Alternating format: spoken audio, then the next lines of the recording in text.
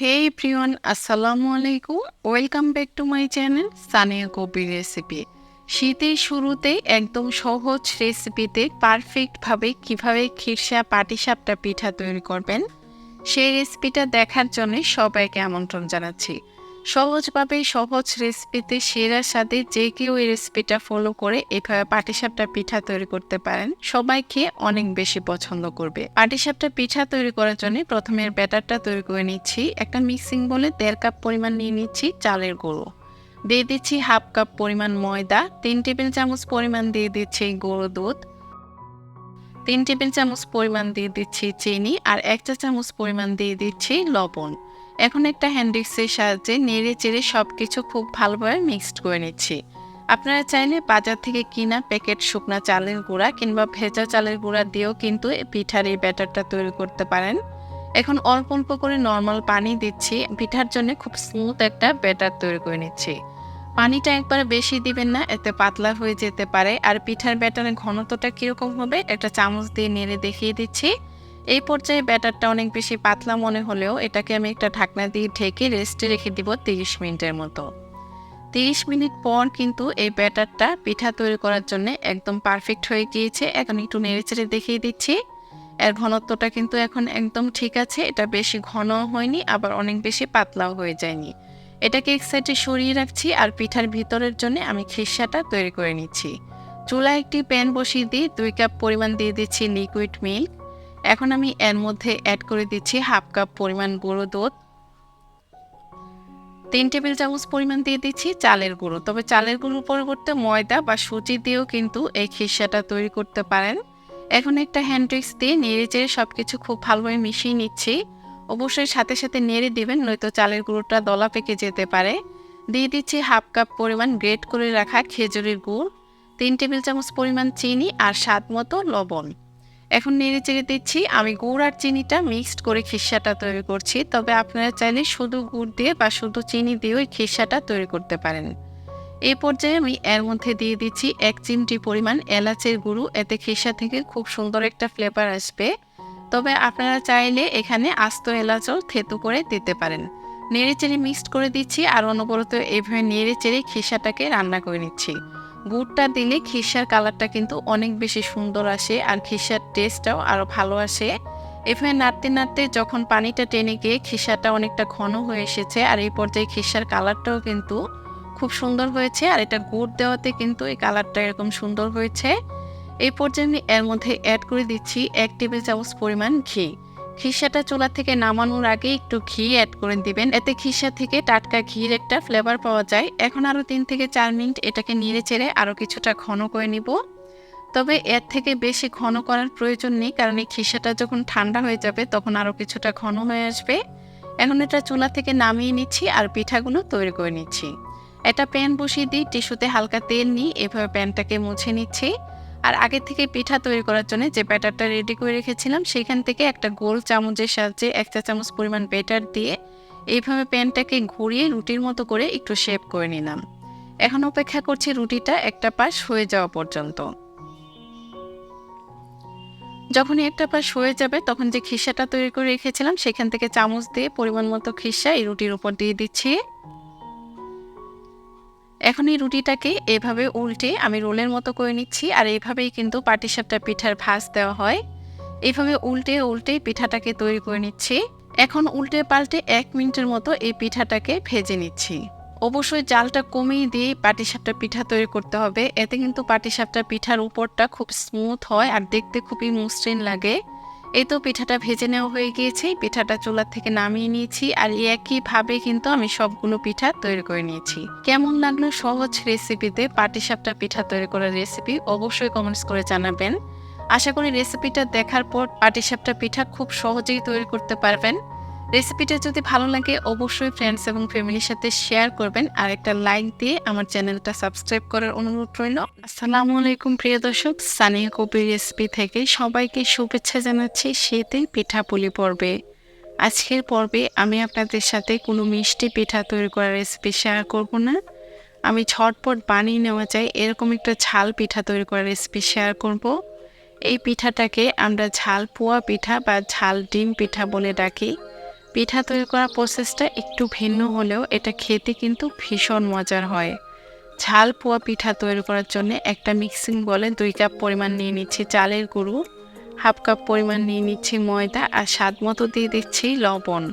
1 চা চামচ পরিমাণ দিয়ে দিচ্ছি লাল মরিচের গুঁড়ো আর হাফ চা চামচ পরিমাণ দিয়ে দিচ্ছি হলুদের গুঁড়ো।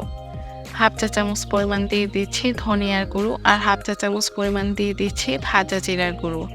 এখন একটা হ্যান্ড উইক্স দিয়ে শুকনো উপকরণগুলো খুব ভালোভাবে মিশিয়ে নিচ্ছি। অবশ্যই পিঠার ব্যাটারটা তৈরি করার আগে এভাবে শুকনো উপকরণগুলো খুব ভালোভাবে মিশিয়ে নিতে হবে। আর ময়দা বা আটা দিতে চেষ্টা করবেন, এতে পিঠাটা অনেকটা সফট হবে। এখন এর মধ্যে দিয়ে দিচ্ছি 2টা ডিম। এখন অল্প অল্প করে হালকা কুসুম গরম পানি দিব আর পিঠার জন্য স্মুথ একটা ব্যাটার তৈরি করে নেব। পানিটা একবারে ঢেলে দিবেন না, এতে কিন্তু পিঠার ব্যাটারটা পাতলা হয়ে যেতে পারে। অল্প অল্প করে পানি দিতে হবে আর পিঠার জন্য স্মুথ একটা ব্যাটার বানিয়ে নিতে হবে। আর খেয়াল রাখতে হবে এর মধ্যে যেন কোনো লাম্পস না থাকে। আমি বারবার অল্প অল্প করে পানি দিয়ে দিচ্ছি আর পিঠার জন্য স্মুথ একটা ব্যাটার তৈরি করে নিচ্ছি। একটু সময় নিয়ে খুব ভালোভাবে মিক্সড করে নিতে হবে। যখন এভাবে খুব স্মুথ একটা ব্যাটার তৈরি করা হয়ে যাবে, এই পর্যায়ে 3 থেকে 4 মিনিট এই ব্যাটারটাকে খুব ভালোভাবে ফেটিয়ে নিয়েছি। এতে কিন্তু পিঠাগুলো অনেক ফুলকো হবে। এখন এর মধ্যে দিয়ে দিচ্ছি 1 টেবিল চামচ পরিমাণ আদা রসুন বাটা। আদা রসুন বাটাটা দেওয়ার পর নেড়েচেড়ে খুব ভালোভাবে মিশিয়ে নিচ্ছি। আর এখন একটা ঢাকনা দিয়ে ঢেকে এই ব্যাটারটাকে রেস্টে রেখে দিচ্ছি 30 মিনিটের মতো। 30 মিনিট পর ঢাকনাটা উঠিয়ে নিয়েছি আর খুব ভালোভাবে নেড়েচেড়ে দিচ্ছি আর দেখিয়ে দিচ্ছি পিঠার ব্যাটারের ঘনত্বটা কীরকম হবে। এটা অনেক বেশি পাতলাও হবে না, আবার অনেক বেশি ঘনও হবে না। এখন আমি এর মধ্যে অ্যাড করে দিচ্ছি 2 টেবিল চামচ পরিমাণ পেঁয়াজ কুচি। অবশ্যই পেঁয়াজটাকে খুব মিহি করে কুচি করে নিতে হবে। দিয়ে দিচ্ছি 1 টেবিল চামচ পরিমাণ কাঁচামরিচ কুচি আর 2 টেবিল চামচ পরিমাণ ধনিয়া পাতা কুচি। যে যে পরিমাণ ঝাল খেতে পছন্দ করেন সে অনুযায়ী কাঁচামরিচ কুচিটা ব্যবহার করবেন। এখন 3 থেকে 4 মিনিটের মতো নেড়ে চেড়ে সব কিছু খুব ভালোভাবে মিশিয়ে নিয়েছি আর আবারও ওই ব্যাটারটাকে কিছুক্ষণ ফেটিয়ে নিয়েছি। এতে কিন্তু পিঠাগুলো ফুলে উঠবে। এই তো পিঠা তৈরি করার জন্য ব্যাটারটা একদম রেডি। এখন আমি পিঠাগুলোকে ভেজে নিচ্ছি। চুলায় একটি প্যানে পরিমাণ মতো তেল দিয়ে খুব ভালোভাবে গরম করে নেওয়ার পর এর মধ্যে পিঠার যে ব্যাটারটা তৈরি করে রেখেছিলাম সেইখান থেকে একটা গোল চামচের সাহায্যে কিছুটা ব্যাটার এই প্যানের মধ্যে দিয়ে দিচ্ছি। যখন পিঠার একটা পাশ হয়ে আসবে এই পর্যায়ে পিঠাটাকে উল্টে দিচ্ছি আর উপর থেকে কিছুটা তেল দিয়ে দিবেন, এতে কিন্তু পিঠাটা ফুলে উঠবে।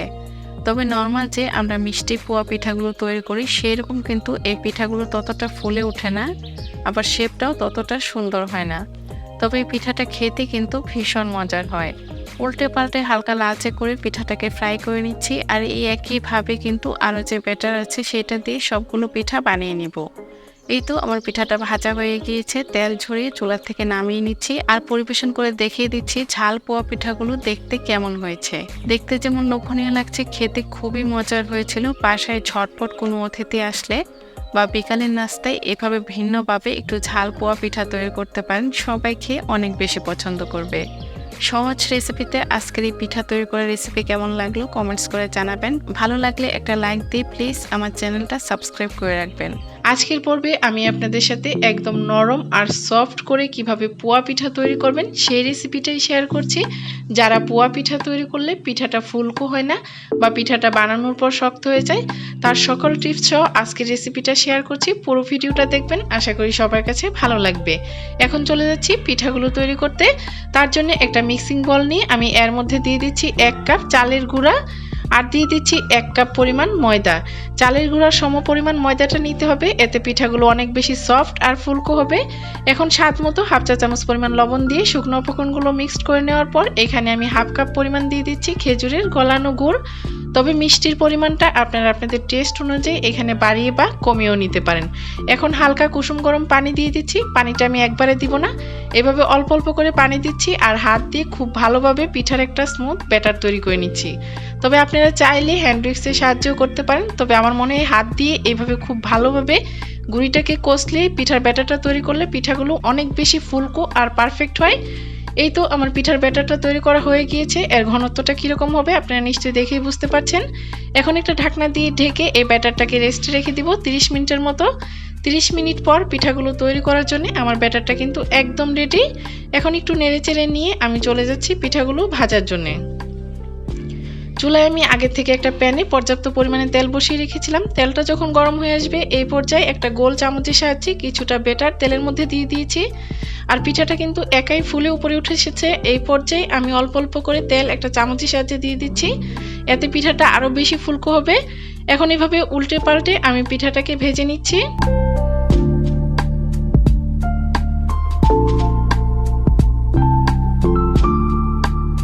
একটু লালচে করে ভেজে নিলেই কিন্তু পিঠাটা তৈরি করা হয়ে গেল। এখন তেল ঝরিয়ে চুলা থেকে নামিয়ে নিচ্ছি। এই একইভাবে আমি আরও একটি পিঠা আপনাদের তৈরি করে দেখিয়ে দিচ্ছি। আবারও কিছুটা পিঠার ব্যাটার আমি তেলের মধ্যে দিয়ে দিলাম। এখন অপেক্ষা করছি পিঠাটা ফুলে ওঠা পর্যন্ত। এভাবে ফুলে ওঠার পর একটা চামচের সাহায্যে পিঠাটাকে উল্টে দিচ্ছি, আর এভাবে উল্টে পাল্টে লালচে করে পিঠাটাকে ভেজে নিচ্ছি। এই একইভাবে আজকে আমি সবগুলো পিঠা তৈরি করে নিব। এই তো আমার পোয়া পিঠাগুলো তৈরি করা হয়ে গিয়েছে। এখন আমি একটা সার্ভিং ডিশে এই পিঠাগুলো সার্ভ করে দেখিয়ে দিচ্ছি পোয়া পিঠাগুলো দেখতে কেমন হয়েছে। পিঠাগুলো দেখতে যেমন সুন্দর হয়েছে, খেতেও কিন্তু অসম্ভব মজার হয়েছিল। এই রেসিপিটা ফলো করে এইভাবে পোয়া পিঠা তৈরি করতে পারেন। পিঠাগুলো যেমন নরম হবে তেমন ফুলকোও হবে, আর দীর্ঘ সময় পর্যন্ত এই পিঠাগুলো বাহিরে রেখে কিন্তু খেতে পারবেন। ছোট থেকে বড় সবাই খেয়ে অনেক বেশি পছন্দ করবে। আর একটা পিঠা এখন ভেঙে শেয়ার করছি যে পিঠাটা কতটা পারফেক্ট হয়েছে, নিশ্চয়ই দেখেই বুঝতে পারছেন। তাহলে আজকের ভিডিওটা এখানে শেষ করছি। সবাই খুব বেশি ভালো থাকবেন। আল্লাহ হাফেজ।